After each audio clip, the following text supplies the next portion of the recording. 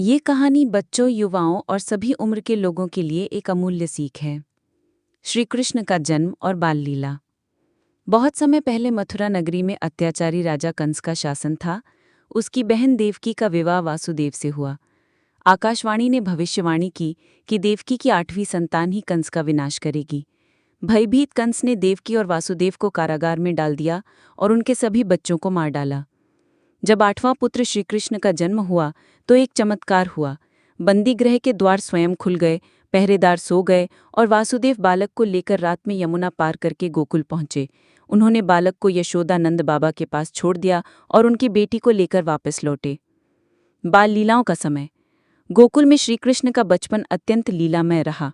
माखन चोरी, गोपियों से शरारत, बंसी की मधुर ध्वनि से सबको मोहित करना, ये सब उनकी बाल लीलाओं का हिस्सा थे।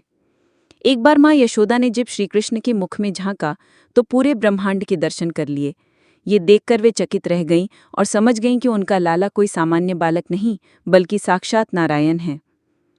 कालिया नाग पर विजय। गोकुल के यमुना तट पर कालिया नामक विषैला नाग लोगों को डराता था। एक दिन बालक कृष्ण ने नदी में छलांग लगाई और कालिया नाग से भिड़ गए। उन्होंने उसकी कई फन पर नृत्य किया और उसे पराजित करके यमुना को फिर से निर्मल बना दिया। ये घटना दर्शाती है कि दुष्टता और विष चाहे कितनी भी बड़ी क्यों न हो, धर्म और साहस के सामने टिक नहीं सकती। गोवर्धन पूजा और इंद्र का अहंकार। एक बार गांव में भारी वर्षा हुई। लोगों ने श्री कृष्ण से पूछा, क्या हम इंद्र देवता को यज्ञ न करें तो क्या होगा? श्री कृष्ण ने कहा, प्रकृति की पूजा करो, अपने कर्म करो, किसी भी अहंकारी देवता की चापलूसी मत करो। ये सुनकर इंद्र को क्रोध आया और उसने भारी बारिश भेजी। गांव में बाढ़ जैसी स्थिति बन गई। श्री कृष्ण ने अपने एक हाथ की छोटी उंगली पर गोवर्धन पर्वत उठाकर सभी गांव वालों को आश्रय दिया। 7 दिन तक इंद्र वर्षा करता रहा, लेकिन अंत में हार मान ली। इस घटना से एक महान संदेश मिलता है, सत्ता धर्म आत्मबल और सेवा में है, न कि अंधभक्ति में। रुक्मणी विवाह प्रेम और समर्पण की जीत।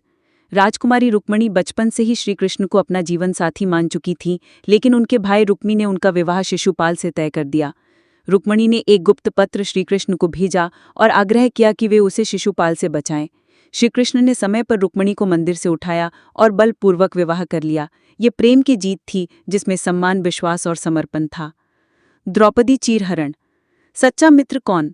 महाभारत के युद्ध से पहले जब द्रौपदी को कौरव सभा में अपमानित किया गया तब सभी मौन थे। भीष्म, द्रोण, विदुर, यहाँ तक कि पांडव भी। जब दुशासन ने द्रौपदी का चीरहरण करना चाहा तब उसने केवल एक नाम पुकारा, गोविंद। श्रीकृष्ण ने तत्काल उनकी लाज बचाई, उनके वस्त्र बढ़ते गए और द्रौपदी को कोई हानि नहीं हुई। इस घटना से एक अमूल्य शिक्षा मिलती है, सच्चा मित्र वही होता है जो संकट में बिना बुलाए आए और बुलाने पर तुरंत पहुंचे। गीता उपदेश, जीवन का सार। महाभारत युद्ध आरंभ होने से पहले अर्जुन मोहग्रस्त हो गए थे। वे अपने सगे संबंधियों को मारने में असमर्थ थे। तब श्रीकृष्ण ने उन्हें श्रीमद् भगवद गीता का उपदेश दिया। उन्होंने कहा, कर्म करो, फल की चिंता मत करो। जो हुआ अच्छा हुआ, जो हो रहा है अच्छा हो रहा है, जो होगा वो भी अच्छा ही होगा। गीता के इस ज्ञान ने अर्जुन को अपने कर्तव्य का बोध कराया और उन्होंने युद्ध में धर्म की रक्षा के लिए श्रीकृष्ण के मार्गदर्शन में विजय प्राप्त की। श्रीकृष्ण का अंतिम समय, परहित ही सबसे बड़ा धर्म। अपने जीवन के अंतिम समय में श्रीकृष्ण द्वारका से दूर वन में विश्राम कर रहे थे। तभी एक शिकारी ने उन्हें हिरण समझकर तीर चला दिया। वो गलती से श्रीकृष्ण के पैर में लगा। श्रीकृष्ण ने मुस्कुराते हुए उसे क्षमा कर दिया और शांत भाव से शरीर त्याग दिया। उनकी मृत्यु एक संदेश थी, ये शरीर नश्वर है लेकिन कर्म और धर्म अमर रहते हैं। श्रीकृष्ण केवल एक देवता नहीं थे बल्कि एक मार्गदर्शक, दार्शनिक, मित्र और न्याय के प्रतीक थे। उनकी लीलाएं हमें सिखाती हैं, धर्म का मर्म क्या है, सच्चा मित्र कैसा होता है, अहंकार का अंत कैसे होता है और ये कि सच्चा कर्म ही सबसे बड़ा धर्म है। लाइक करें, कमेंट करें कि आपको सबसे मज़ेदार हिस्सा कौन सा लगा। सब्सक्राइब करें ऐसी और कहानियों के लिए।